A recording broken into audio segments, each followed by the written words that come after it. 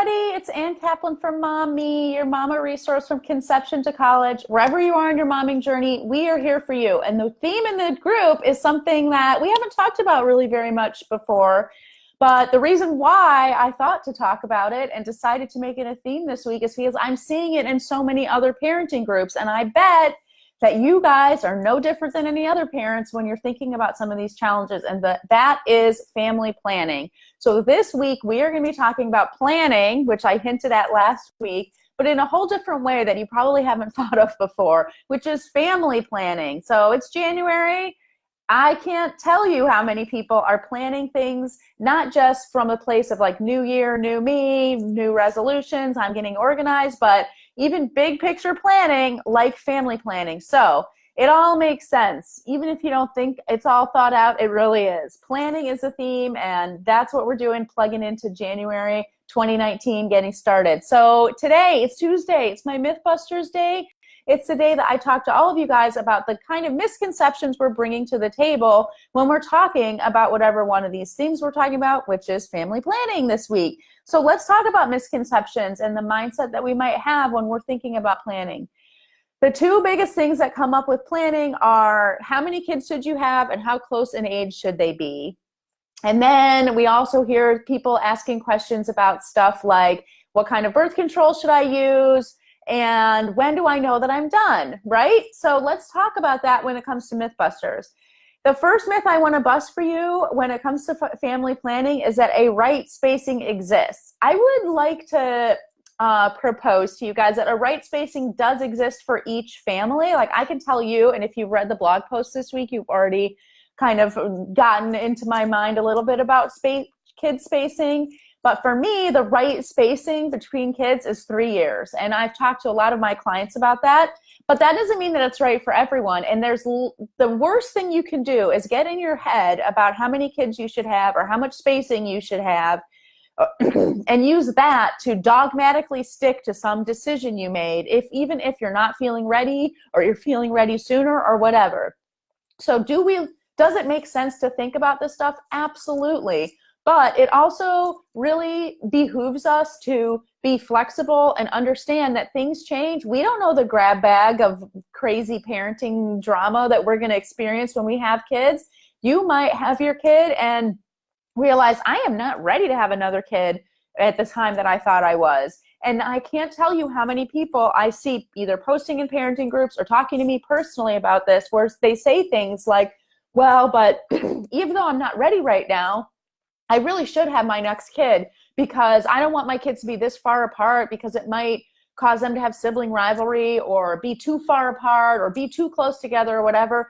Guys, you don't get to engineer your family that way because the biggest disservice you could be doing for your children is having them when you're not ready to parent them in the way that's going to be most beneficial to them. So it would be much better for your kids to be further spaced apart or closer together, whatever works for you, even if on paper you think that doesn't really work, if it means that you're going to be a better mom to them. So hopefully that makes sense. So the first myth busted, a right spacing exists. That's not true. There might be a right spacing for each family for sure, but there's no one answer to that question.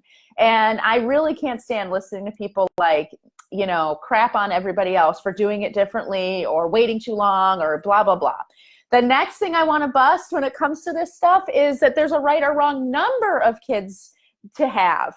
I was just this week with my cousin in Michigan, and she said, I don't want to have 3 kids because 3 is just a bad number of kids. And then you have a middle kid, and the middle kid's going to get all screwed up and all that stuff. And I think that is such BS. We put so much stock into these things like birth order and spacing and all that stuff. And don't get me wrong, that stuff does contribute to our experience as children and as parents and all of that stuff. But it's certainly not the end-all be-all excuse for why a person is the way they are. And it's certainly not an end-all be-all verdict or edict of that you're doomed if you're this order in the birth order, if you're this spacing with your kids. Like it's not an insurmountable hurdle that you've left for your kids. Oh, Ashley's commenting right now. I literally created a spreadsheet for my life when I got married. Oh my God, Ashley. Oh, from one type A thinker to another. I love this so much. I totally am a spreadsheet person. I could have probably written that comment. I didn't really make a spreadsheet for my life, but if I told anybody that I had, they wouldn't even blink an eye. Anyone who knows me would think like, of course you created a spreadsheet. That's hilarious. Yeah. So planning schmanning is really what I want to say. So there's not a right or wrong number of kids. There's not a right or wrong number of amount of time spacing between your kids. And the last myth I want to bust for you guys is the myth that we're in control of any of this stuff. You are not in control. You just aren't. So you're not in control of what the right thing is. I am a testament to the fact that surprises happen. I was a surprise. Some of my kids were surprises.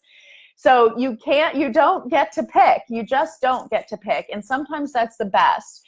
But I really do think that when I talk to clients who are really thinking so strongly about how many kids should I have, what the spacing is, to me, it's not necessarily a sign that that we even need to talk about family planning. To me, that's more of a sign that we need to talk about the need for control, micromanagement, and stuff like that, because that is going to be a huge impact on your family, way more of an impact on your family than the actual planning for your family that you're doing. So if you're feeling like you're trying to really engineer your family instead of kind of let it unfold and react and respond and honor the emotions and feelings that you're having as a parent and the things and circumstances that you're seeing come up for yourself and in your family, that's something to talk about, because that second way that I just described is a much healthier way to approach your family planning.